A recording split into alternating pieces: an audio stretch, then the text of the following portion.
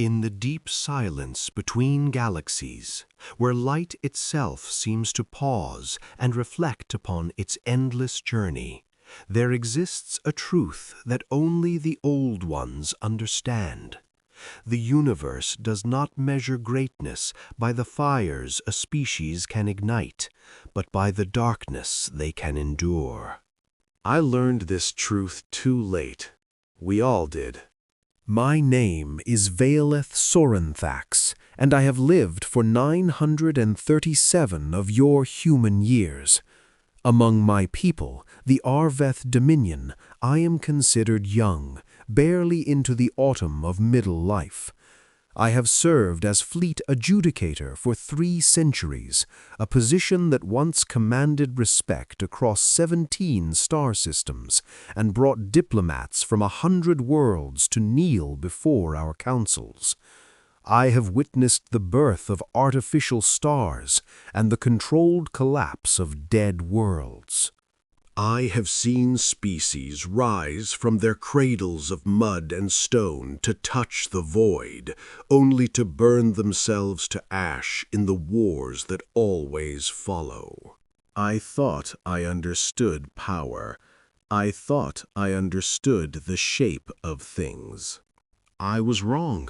The Arveth Dominion was old when the first mammals crawled from Earth's ancient seas. We had mapped the gravitational currents between galaxies, while your ancestors were learning that fire could be carried from place to place. Our philosophers had solved the fundamental questions of existence, or so we believed, while humanity still painted animals on cave walls by torchlight. When we first detected the radio signals bleeding from that small blue world in the outer spiral arm, desperate, undirected, wasteful broadcasts screaming into the void, we did not even bother to log it as a priority observation. Primitive electromagnetic leakage, the sensor technicians reported. Pre-Unity civilization. Self-extinction probability 94.7%. Recommend monitoring for academic purposes only. We filed humanity away as a curiosity, a species that might, if they survived their own nature, become worth observing in another 10,000 years, perhaps. The irony of that assessment haunts me now, as I drift through the wreckage of everything I once knew, watching the stars go dark one by one. The war came without warning. Or rather, the warnings had been there for decades. We simply refused to hear them. The Kethvorath swarm emerged from the spaces between known space, from regions we had declared uninhabitable, impossible, void. They were not a species in any way we understood. They were a process, a hunger given form. Billions of biomechanical constructs operating as a single distributed intelligence, consuming everything in their path, not for resources, not for territory, but simply because consumption was their nature. They did not negotiate. They did not threaten. They did not even seem to notice that the civilizations they devoured had ever been anything other than raw material. The first 17 worlds fell in 9 days. I remember receiving the reports aboard the Adjudicator's flagship, the Eternal Certainty, a vessel 3 kilometers long, bristling with weapons that could crack continents, shielded by technologies refined over 8,000 years of warfare. I remember reading the casualty figures and feeling nothing. Not because I was heartless, but because the numbers were too large to comprehend. 8 billion lives, 12 billion, 23 billion. The digits became meaningless, abstract, a problem for actuaries and historians. It wasn't until I saw Verith Prime burning, the world where I had been born, where my bonded partner still tended our ancestral gardens, that the war became real to me. I watched from orbit as the swarm descended. They came like locusts, like a living eclipse, darkening the sky from horizon to horizon.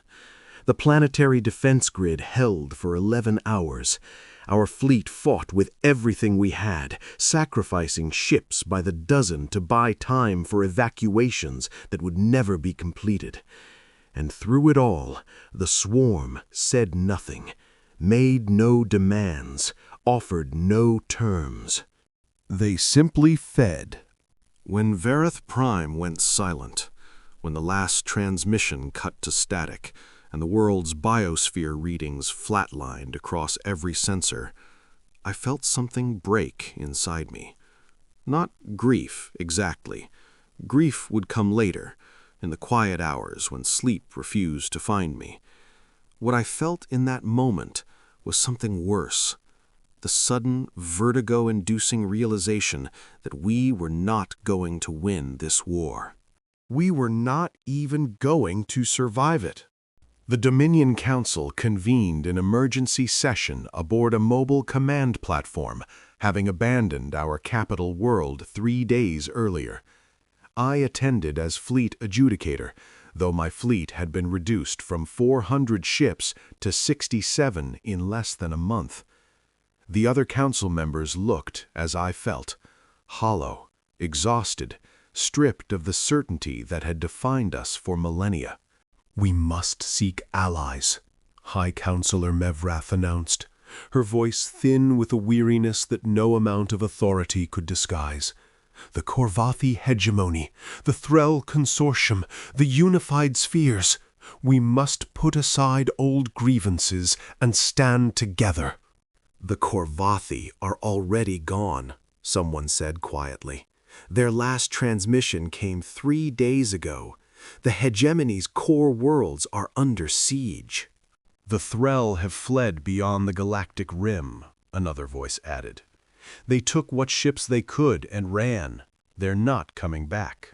Silence fell over the council chamber, the kind of silence that settles over a deathbed when hope finally exhausts itself. It was then that a junior communications officer, barely more than a child by our standards, spoke the words that would change everything. "What about the humans?" The question was so unexpected, so seemingly absurd, that several council members actually laughed. It was a bitter sound, tinged with hysteria. "The humans?" Councillor Dreth repeated, his tone dripping with contempt. "Those primitives from the outer arm? What could they possibly offer? They've barely achieved interstellar travel. Their technology is centuries behind ours. They fight among themselves more than they fight anything else. What do you expect them to do? Throw rocks at the swarm?" The young officer flinched, but didn't back down. "They reached out to us, Counselor. 6 years ago, when we first detected the swarm's approach, they sent a formal diplomatic communication warning us about the threat. They offered to share intelligence, to coordinate defense strategies. They said," she consulted her datapad, "they said they had experience with existential threats and wanted to help us prepare." "I remember that message," I said, surprising myself by speaking. "We dismissed it." Dismissed it? Councillor Dreth snorted. We mocked it. A species that has existed for a mere eye blink of cosmic time, presuming to warn the Arveth Dominion about dangers? They hadn't even unified their own world when they sent that message. They were barely capable of defending their own solar system. The arrogance was laughable. "I drafted the response myself," High Counselor Mevrath said quietly. "I thanked them for their charming concern and suggested they focus on their own internal development before attempting to participate in galactic affairs." She closed her eyes. "I believe I also noted that the Dominion had protected this region of space for 8,000 years without the assistance of newly awakened children. The silence that followed was different from before. This was the silence of shame beginning to bloom. "Did they respond?" I asked. Once, the communications officer said. A short message, 3 years later. They said they understood our position, that they held no resentment, and that their offer of assistance would remain open.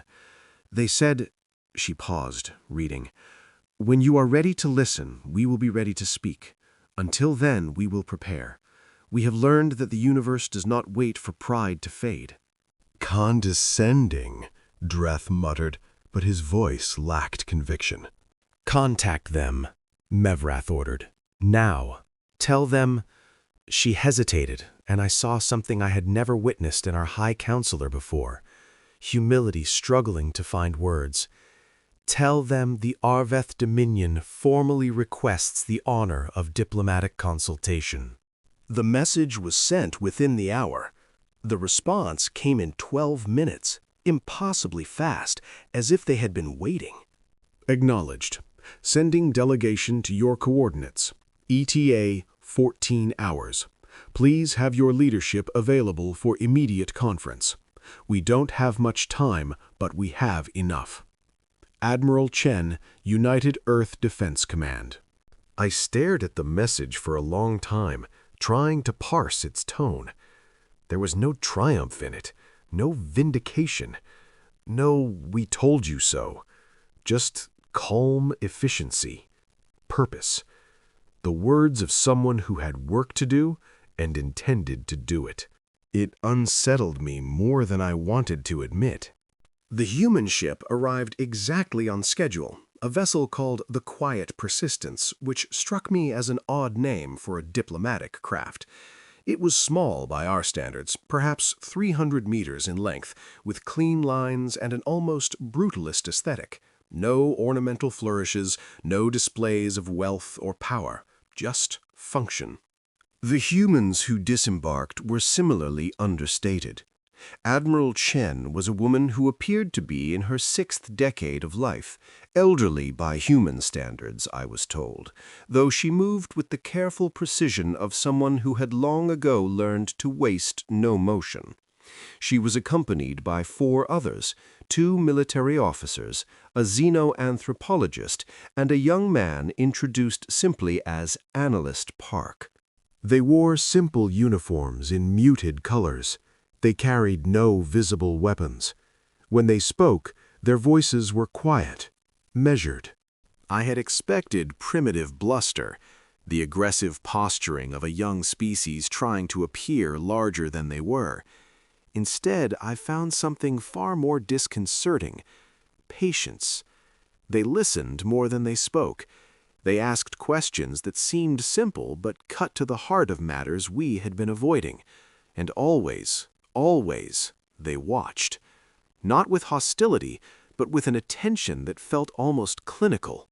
"How many worlds have you lost?"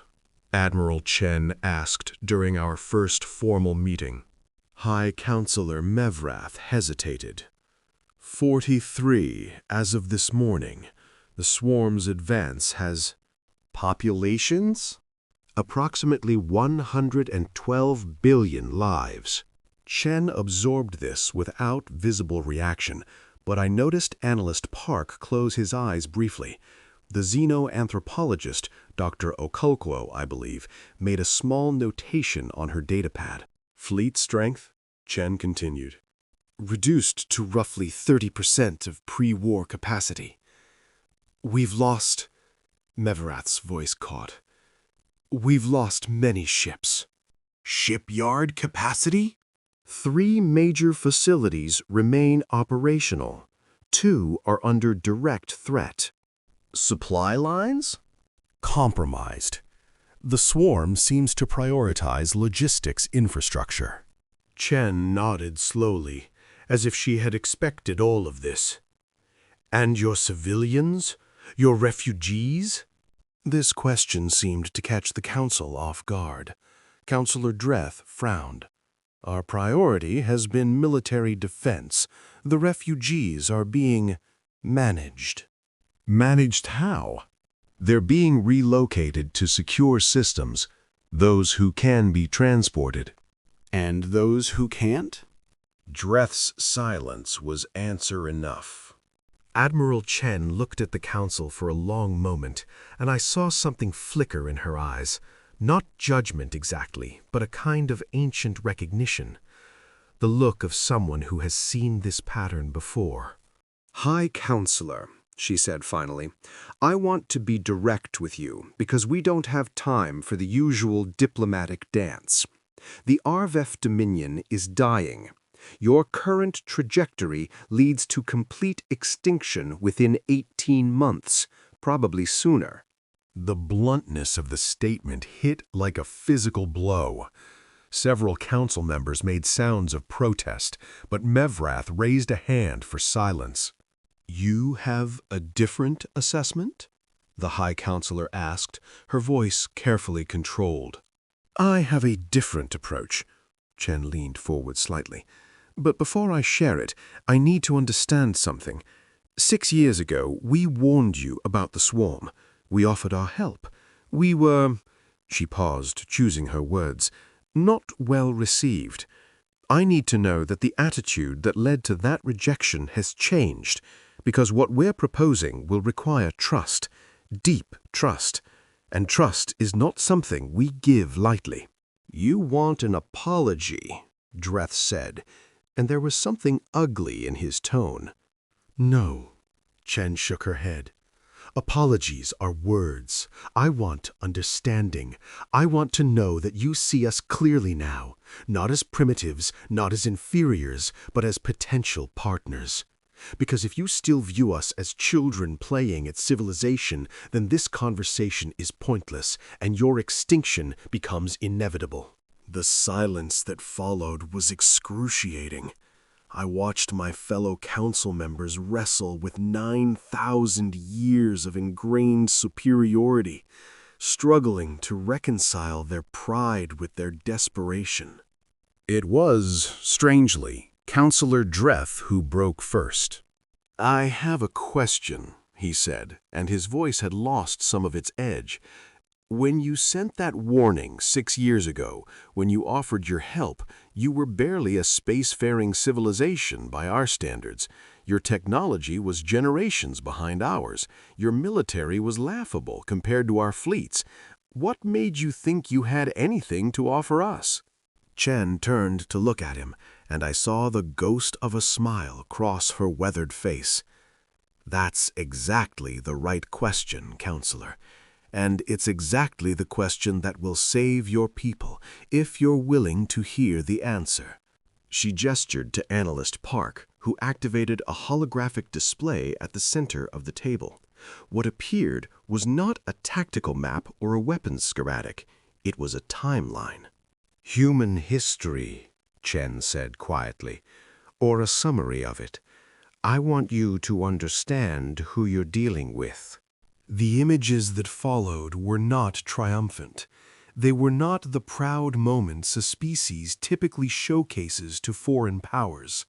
Instead, Park showed us humanity's darkest hours, the great plagues that killed millions, the wars, and there were so many wars, an almost incomprehensible litany of organized violence spanning their entire recorded history.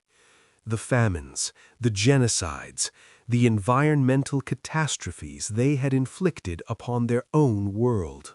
"We have been dying since the moment we gained consciousness," Chen said as the images flickered past. "Every generation of humans has faced something that should have ended us. Asteroids, ice ages, diseases that killed 1 in 3. We invented weapons capable of destroying our entire civilization, and then spent 50 years with those weapons pointed at ourselves." "This is your argument for why we should trust you?" Dreth asked, incredulous. "You're showing us that you're violent and self-destructive." "I'm showing you that we're survivors." Chen's voice was soft, but carried an edge that silenced further interruption. "Every species faces crucibles, moments when extinction becomes not just possible, but probable. Most species face perhaps 3 or 4 such moments in their entire history. Humanity has faced dozens. We have stood at the edge of oblivion so many times that we have developed a kind of institutional memory for it. We know what the end looks like. We know how it feels when hope becomes a luxury you can't afford. She paused, letting that sink in. And we know how to fight anyway. Park changed the display. Now we saw something different. Charts and graphs showing human technological development over the past century. The curves were almost vertical. After your rejection of our offer, Chen continued, we didn't stop preparing. We knew the swarm was coming. We had detected their approach years before you did. Our sensor technology is different than yours, not superior, but different. We see things you miss, just as you see things we don't. We tried to warn you because alliance seemed like the logical choice. When you refused, we simply adapted. Adapted how? I found myself asking. We mobilized. Chen met my eyes, and I felt the weight of something vast behind her gaze. Every nation on Earth, every colony, every station and outpost. We didn't have your technology, so we invented new technology. We didn't have your numbers, so we automated. We didn't have your experience, so we studied every battle you fought, analyzed every defeat you suffered, and learned from your mistakes. She smiled, and there was no warmth in it. You were very generous with your defeats. We learned a great deal. You've been watching us, Mevrath said slowly. The whole time we were losing this war, you were watching. Yes. Why didn't you intervene? You didn't ask.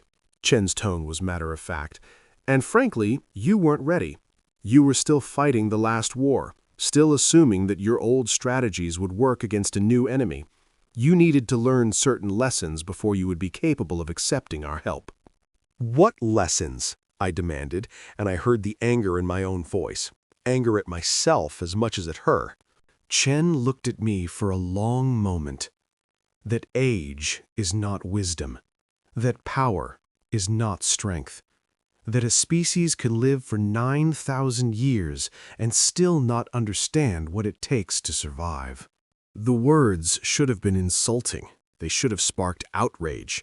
Instead, they landed in a room full of people who had watched their civilization crumble and knew in their hearts that she was right. We are ready now, Mevrath said quietly. We are asking now. Will you help us? Chen nodded once. Yes, but you need to understand what that help looks like. She gestured, and the display changed again. This time, it showed a map of the galaxy, but a map marked with thousands of points of light, clustered in patterns I didn't recognize. This is our network, she said.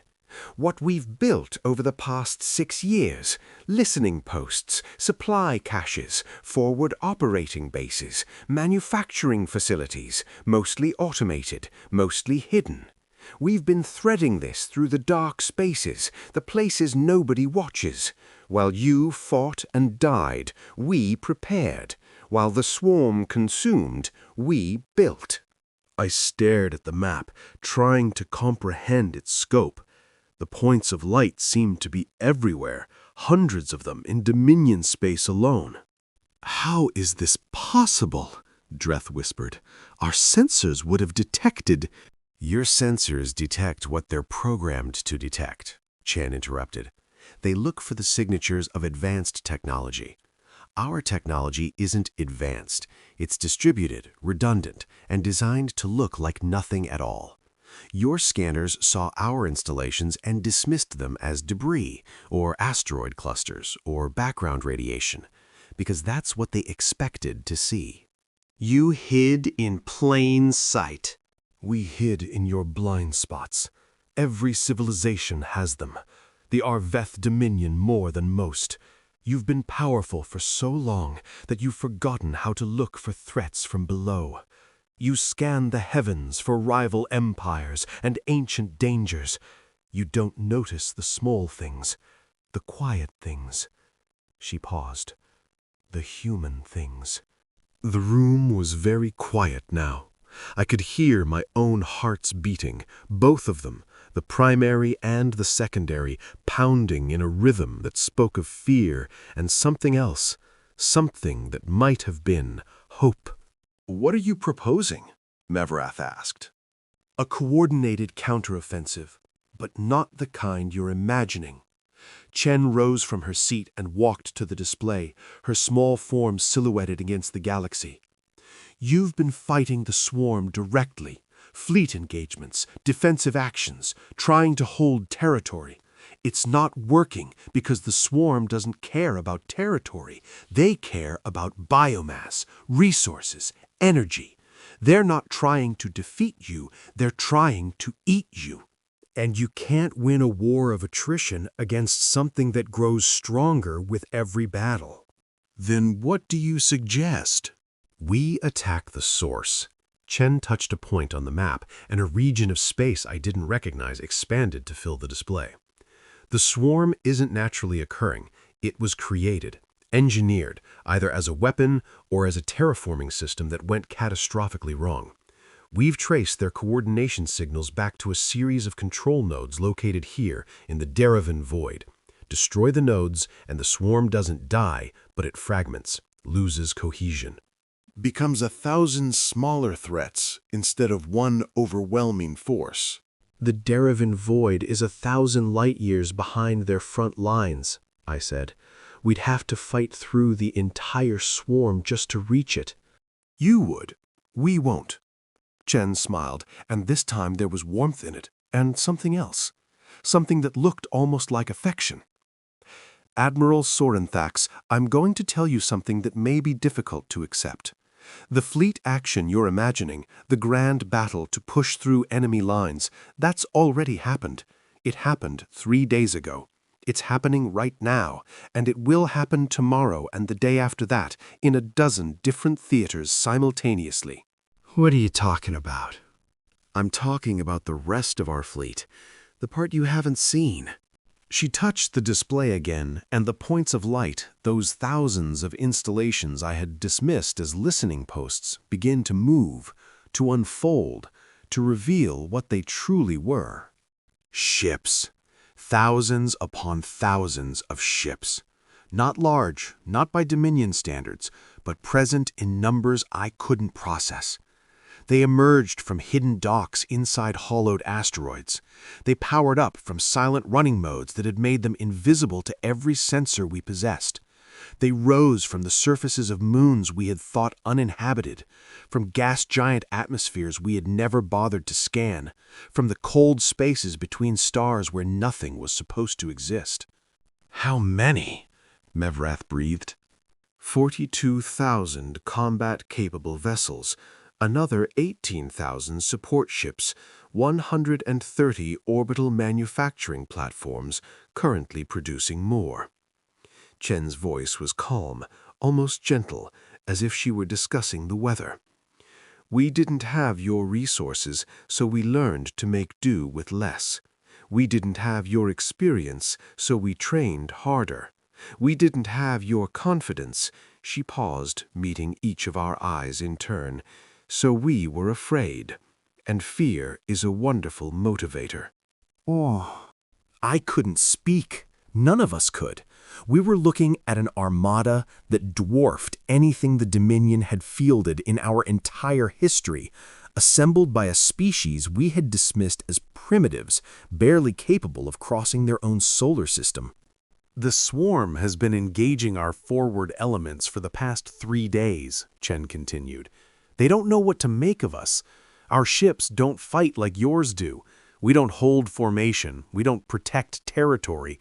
We don't care about honor or glory or any of the things that make your commanders predictable. We fight like humans, which means we fight dirty. We fight mean. We fight like every battle is our last, because for us, they always have been. She turned back to the display, and I saw the tactical overlay now, the movements of fleets, the projected enemy responses, the intricate choreography of a strategy that spanned a quarter of the galaxy. The first control node will fall in 11 hours, the second 9 hours after that.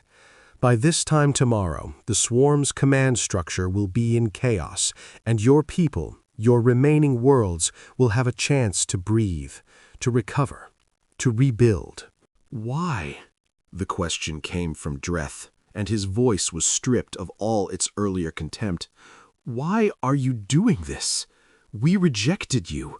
We mocked you. We left you to face this threat alone while we trusted in our own superiority. Why would you help us? Chen turned to face him, and her expression softened into something that looked almost like compassion. Because we're humans, Counselor. It's what we do. She let that sink in, then continued. We have a very old story on Earth, a fable about a lion and a mouse. The lion spares the mouse's life, and later, when the lion is trapped in a hunter's net, the mouse gnaws through the ropes and sets him free. The moral is simple. No one is too small to help, and no act of kindness is ever wasted.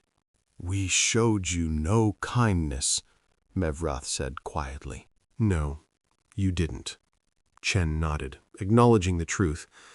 But kindness isn't transactional. That's what makes it kindness. We don't help you because you deserve it. We help you because it's the right thing to do, and because, she smiled, we understand what it means to be small and scared and overlooked. Every human alive carries that understanding in their bones. Our ancestors were prey animals on a world full of predators. We learned very early that survival requires cooperation. That today's enemy might be tomorrow's ally. That the universe is too dangerous and too vast for any species to face alone. You pity us, Dreth said, and there was no accusation in it, only wonder. We recognize you. There's a difference. Chen moved back to her seat, settling into it with the careful economy of motion I had noted before.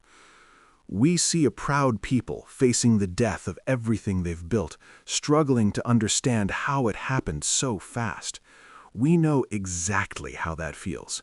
Our history is full of moments like this one. Empires falling, civilizations burning, everything we thought was permanent turning to ash. And every time, some of us survive. We pick up the pieces. We remember the fallen. We rebuild. And we make damn sure it never happens again. She leaned forward, her old eyes bright with intensity. That's what we're offering you, Counselor. Not charity, not pity, a chance. The same chance we've given ourselves 1,000 times. The chance to survive, to learn, to become something stronger than you were before. Take it or don't, but take it knowing what it means. We're not here to save you. We're here to fight beside you. The saving, that's something you'll have to do for yourselves. The meeting continued for several more hours as the details of the joint operation were hammered out. But the essential tone had been set in those first minutes.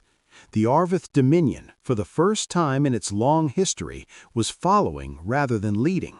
And the species doing the leading was one we had considered beneath our notice just days before. I watched Admiral Chen throughout those hours, watched her interact with my colleagues, watched her defer to their expertise on matters of Dominion military protocol while quietly redirecting everything toward her own strategic vision. She was a master of the subtle art of letting others believe they were in control while actually guiding every decision. It was, I realized, a skill born of necessity. When you were small and weak, you learned to influence rather than command. You learned to suggest rather than demand. And you learned to be patient. So patient that ancient civilizations forgot to be afraid of you. At one point, during a break in the discussions, I found myself standing beside the young analyst, Park, looking out a viewport at the stars. "May I ask you something?" I said. He turned to me, his expression open and curious. Of course, adjudicator. The fleet you've assembled, the infrastructure, the manufacturing, the logistics of it. How is it possible? Your species has been spacefaring for barely 2 centuries. We've been unable to match those numbers in 8,000 years. Park was quiet for a moment, considering the question. When he spoke, his voice was soft, almost reflective. Do you know what we were doing 200 years ago, before we reached the stars? I'm afraid human pre-spaceflight history is not my area of expertise. We were fighting a world war, the second one in less than 30 years. 60 million people died. Whole cities were erased in single nights of fire. We invented weapons that could destroy everything, and then we used them. He paused. And then, when it was over, we rebuilt. In less than a generation, we turned the ruins of Europe into thriving societies. In 2 generations, we went from horse-drawn carts to walking on our moon. In 3, we were reaching for the stars. He turned to face me fully, and I saw something in his eyes that I couldn't quite name. It wasn't pride, exactly, though there was pride in it. It was something harder, something forged. We're very good at war, adjudicator. We've had a lot of practice, but we're even better at what comes after, at taking the broken pieces of everything and building something new, something better. He smiled, and there was sadness in it. It's an ugly talent. We'd rather not have it, but we do. And right now, that's what the galaxy needs. So that's what we'll give. I thought about those words for a long time after Park returned to the meeting. Thought about a species that had survived through constant struggle, constant loss, constant reinvention. A species that had looked at the universe's indifferent vastness and responded not with the despair that had claimed so many others, but with a kind of stubborn defiance. We will survive, they seemed to say, not because we're the strongest, or the smartest, or the most advanced, but because we refuse to stop. Because every time you knock us down, we get back up. Because endurance is the one thing no enemy can take from us. And I understood, finally, why Admiral Chen's calm had unsettled me so deeply. It wasn't the calm of someone who didn't understand the danger. It was the calm of someone who had faced danger so many times that it had become familiar, comfortable even. The calm of a species that had learned to treat catastrophe as just another problem to be solved. It was the calm of survivors. The first reports started coming in 8 hours later. Human strike forces had hit the primary swarm control node simultaneously from 17 different vectors. The attack was not elegant, it was brutal, overwhelming, designed not to disable, but to annihilate. They used weapons we had never seen before, technologies that shouldn't have existed, missiles that seemed to phase through the swarm's defensive formations, ships that moved in patterns no organic pilot could survive. Beams of coherent energy that struck with precision measured in centimeters across thousands of kilometers. But more than the technology, it was the coordination that stunned me. Thousands of vessels acting as a single entity, each captain making independent decisions that somehow aligned perfectly with the overall strategy. There was no central command, no flagship directing the battle. There was only a shared understanding, a common purpose that allowed them to flow around swarm resistance like water around stone. How are they doing this? Counselor Dreth demanded, watching the tactical display with something approaching awe. Their communications must be compromised. The swarm disrupts everything, always. How are they coordinating? Admiral Chen, who had remained aboard our command platform to serve as liaison, smiled slightly. They're not coordinating. They're trusting. I don't understand. Every captain in that fleet has trained with every other captain for years. They know how each other think. They know what each other will do in any given situation because they've run those situations 1,000 times in simulation and training. When communications fail, and they always fail in the chaos of battle, they don't panic. They just do what they know their comrades expect them to do. She shrugged. It's not elegant. It requires enormous investment in training and culture. But it works. I thought of the Dominion's own fleet doctrines, the rigid hierarchies, the detailed orders, the assumption that Central Command would always be available to provide guidance. We had built our military around the idea of perfect control. The humans had built theirs around the expectation that control would inevitably fail. And in the chaos of war, their approach was proving far more robust. The first control node fell in 11 hours and 14 minutes, 3 minutes ahead of Chen's estimate. The second fell 9 hours later, exactly on schedule. By the time the third was under attack, the change in the swarm was already visible. Their movements became erratic, uncoordinated. Units that had acted in perfect synchronization began to conflict with each other, sometimes even attacking their own forces. It was not victory, not yet, but it was hope. The first real hope we had felt in months. I found Admiral Chen standing alone in an observation lounge, watching the distant flashes of battle through a viewport. She looked exhausted, and I realized with a start that she had been awake for at least 30 hours, managing the largest military operation in her species' history, while simultaneously conducting diplomacy with a civilization that had treated her people like children. Admiral, I said, approaching carefully, you should rest. Soon. She didn't turn from the viewport. I want to see the third node fall. I owe it to the crews out there. I stood beside her in silence for a moment, watching the stars. I have been thinking, I said finally, about your fable, The Lion and the Mouse. Oh. In your story, the lion spares the mouse first. The kindness begins with the stronger party.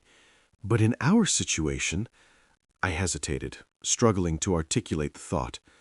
You were the mouse, and we did not spare you. We dismissed you, mocked you, as Counselor Drethin admitted. Yet you help us anyway. Chen was quiet for a long moment. When she spoke, her voice was soft. Do you know what the mouse in the story thought while it was gnawing through those ropes? Neither do I. The story doesn't tell us, but I like to imagine that the mouse wasn't thinking about the lion at all. It was just doing what mice do, using its teeth, its one great gift, because that's what it had. The lion's opinion didn't matter. What mattered was the work. She turned to face me, and I saw the weight of years in her eyes. Years of struggle, of loss, of victories that cost too much, and defeats that should have ended everything. We're not here for your approval, adjudicator. We're not here for your gratitude or your respect or even your alliance. We're here because there's a threat to all life in this galaxy, and we have the tools and the will to fight it. That's the beginning and the end of our calculation. Everything else is just... She shrugged. Details. And after, I asked, when the swarm is defeated, assuming it can be defeated, what then? Do you expect us to simply accept human leadership? To bow to a species that was throwing stones while we built starships? Chen laughed, and it was a genuine laugh, warm and unexpected. No, adjudicator. After, we go home. We rebuild our colonies, repair our ships, bury our dead. We leave you to rebuild the Dominion however you see fit. And maybe, her eyes twinkled, maybe you think about us a little differently. Maybe you remember that the universe is full of surprises, and that the species you overlook today might be the one that saves you tomorrow. Or maybe you forget all about us and go back to your old ways. That's your choice. It always has been. You don't want anything from us? I want you to survive. Beyond that, she shook her head. We learned a long time ago that you can't force people to change. You can only give them the opportunity. What they do with it is up to them. I stared at her, this small, fragile creature from a small, fragile world, and I felt something shift inside me. Something that had been fixed in place for centuries, so solid I hadn't even known it could move. You are not what I expected, I said. We rarely are, she smiled.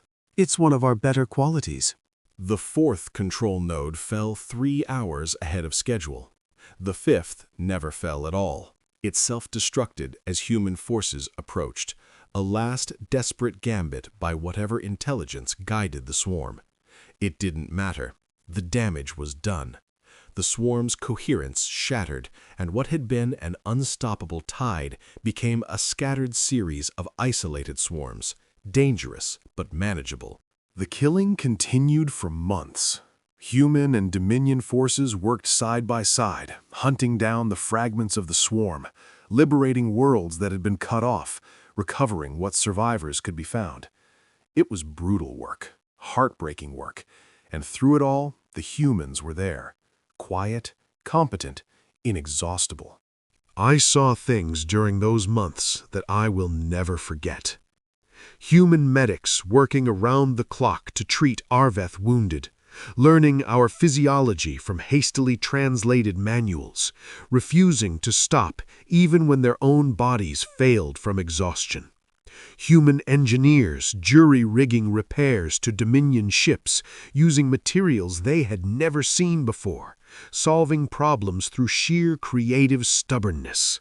Human soldiers dying to protect Arveth civilians, giving their lives for people who had looked down on them as primitives. And always, always that same quiet calm, that same stubborn refusal to stop, to rest, to admit that anything was impossible. 6 months after the fall of the control nodes, High Counselor Mevrath addressed the remnants of the Dominion Council. She spoke of loss, the 47 worlds we would never reclaim, the 118 billion lives that had been erased. She spoke of failure, the arrogance that had blinded us, the warnings we had ignored, the help we had rejected. And she spoke of the future, the long road to recovery, the debts we could never repay, the changes we would need to make. At the end of her address, she said something that I believe had never been said by any Arveth leader in our 9,000-year history. We were wrong about humanity. Wrong in ways that cost us dearly, and wrong in ways that nearly cost us everything. They saw what we could not. They prepared while we slept. They offered help that we scorned. And when we finally had the wisdom to ask, they gave it without hesitation or condition. We owe them more than our survival. We owe them the honesty to admit that we have much to learn from them. She paused, and when she continued, her voice was thick with emotion. The Arveth Dominion has been a great civilization. Perhaps in time we will be great again. But we will never again be alone in our greatness. We will never again assume that age confers wisdom, or that power confers understanding. From this day forward, humanity stands not as our junior partner, not as our protectorate, not as our student, but as our equal. And if history is kind, perhaps one day, as our friend. The council chamber was silent as she finished, and then, slowly, the remaining counselors rose to their feet. Even Dreth, even the most proud and stubborn of us, we rose and we acknowledged the truth that had taken us so long to see. I sought out Admiral Chen one last time, on the day before she was scheduled to return to Earth. I found her in the same observation lounge where we had spoken during the battle, looking out at the same stars. "You're leaving," I said. "Duty calls," she smiled. "There's a lot of rebuilding to do back home. Ships to repair, soldiers to welcome back, families to comfort. The work never really ends." Will you return? Not me. I'm old, Adjudicator. This was my last campaign, but others will come. Diplomats, scientists, traders, maybe even tourists eventually. She chuckled. Humans are curious by nature. Give us a new place to explore, and we'll find a way to get there. I nodded, then hesitated.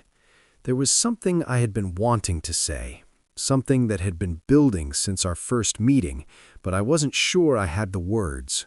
I have been trying to understand, I said slowly, what makes your species different. You are not stronger than us, not individually. Your technology, while impressive, is not fundamentally superior to ours. Your history is shorter, your experience more limited. And yet, I spread my hands, struggling to capture the thought. And yet you are here, and we are the ones who needed saving. How? What is it that we missed? Chen considered the question for a long moment. When she answered, her voice was gentle. There's an old human saying, it's not the size of the dog in the fight, but the size of the fight in the dog. I think, she paused, choosing her words carefully, I think the difference is this. You built a civilization designed to prevent suffering, to rise above it, to reach a state where threats could be managed, controlled, eliminated. And in many ways, you succeeded. You created something beautiful and lasting. But in doing so, you forgot what it felt like to struggle. To be small and scared and unsure.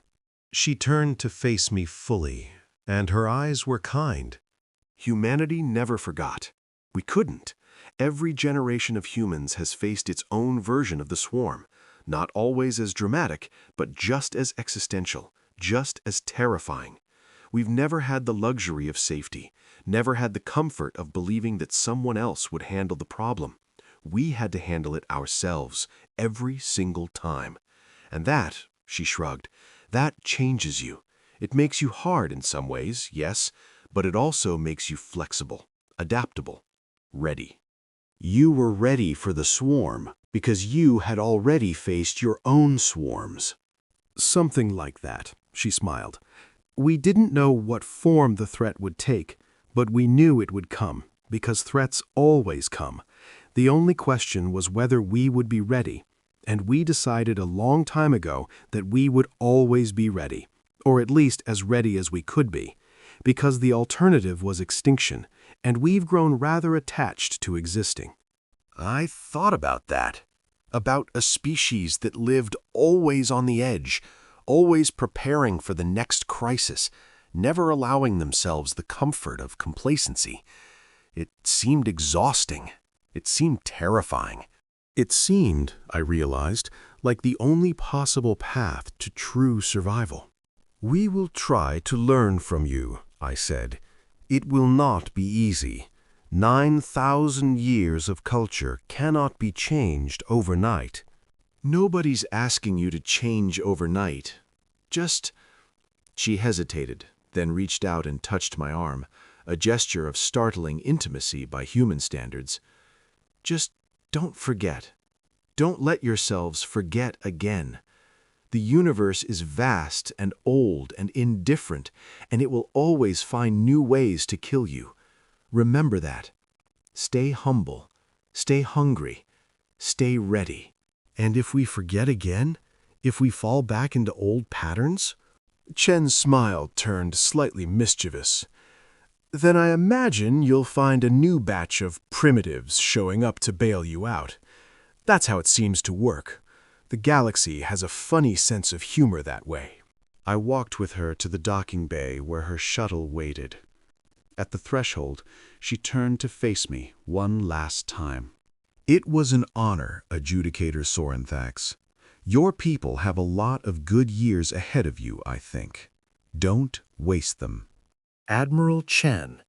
I bowed in the full formal manner of the Arvith Dominion, a gesture that had never before been offered to a human. The honor was mine. And the lesson, I straightened, meeting her eyes. The lesson will not be forgotten. I will make certain of that. She nodded once, then boarded her shuttle. I watched as it departed, this small vessel carrying this remarkable woman back to her small, remarkable world. And I thought about everything that had happened, the war, the losses, the humiliation, the salvation. We had mocked humanity's warning. We had looked at these young, struggling creatures and seen only their limitations. We had measured them by our standards and found them wanting. And then entire systems went dark, not human systems. Ours, our worlds, our fleets, our billion-year certainties, all swept away by a threat we had been too proud to prepare for. But the humans had prepared. In the shadows, in the margins, in all the places we were too proud to look, they had built something extraordinary. Not because they wanted to prove us wrong, not because they sought glory or dominion, simply because that was who they were. Survivors, builders, the mice who gnawed through ropes while lions waited in despair. I returned to the observation lounge one last time, standing where Chen had stood so many times during those desperate weeks. The stars were the same, ancient, indifferent, beautiful. They did not care about Arvith pride or human resilience. They would shine long after both our species had turned to dust. But for now, for this brief moment in cosmic time, we were here, both of us, together. And as I watched the quiet persistence disappear into the infinite black, I understood at last why the humans had named their ship as they had. Persistence was not loud. It was not dramatic. It did not announce itself with fire and fury. It was quiet, steady, patient, inexorable. It was the small thing that endured while the great things fell, the mouse that freed the lion, the species that refused to die. We had mocked them, we had dismissed them, we had turned away from their offered hand. And they had saved us anyway. Because that, in the end, was what humans did. They endured, they adapted, they helped. Not for reward, not for recognition, but because somewhere in their complicated, contradictory souls, they had decided that survival was meaningless unless it was shared. I thought about the days to come, the rebuilding, the mourning, the slow process of learning to be a different kind of civilization. It would be hard. We would make mistakes. We would sometimes forget the lessons we had learned, and we would need to learn them again. But we would not be alone. Somewhere out there, beyond the stars that still flickered with the last echoes of battle, there was a small blue world full of stubborn, brilliant, impossible creatures. And if we ever truly needed them again, if the darkness returned and the systems began to flicker and die, I knew with absolute certainty that they would come. They would come, as they had come for us, not as conquerors, not as saviors, but as partners, as equals, as the friends we had never deserved but had somehow been given anyway. The stars blazed in the eternal dark. Somewhere among them, the last fragments of the swarm were being hunted down by combined human and Arvath forces. Somewhere, survivors were emerging from hidden shelters to find their world still standing. Somewhere, children were being born into a galaxy that had been, just months ago, on the brink of annihilation. And somewhere, Aboard a small ship heading home, an elderly human admiral was probably already planning for the next crisis, the next threat, the next time someone somewhere would need help they were too proud to ask for. Because that was the human way, the quiet persistence, the stubborn refusal to stop, to give up, to let the darkness win. I turned from the viewport and walked back to my duties. There was work to be done, a civilization to rebuild, a future to create. And for the first time in my 937 years, I found myself looking forward to it.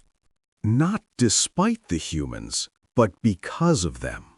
They had shown us what we had forgotten, that strength was not a matter of age or technology or numbers, that wisdom came not from avoiding struggle, but from enduring it, that the smallest voice in the room might be the one worth hearing if only you had the humility to listen.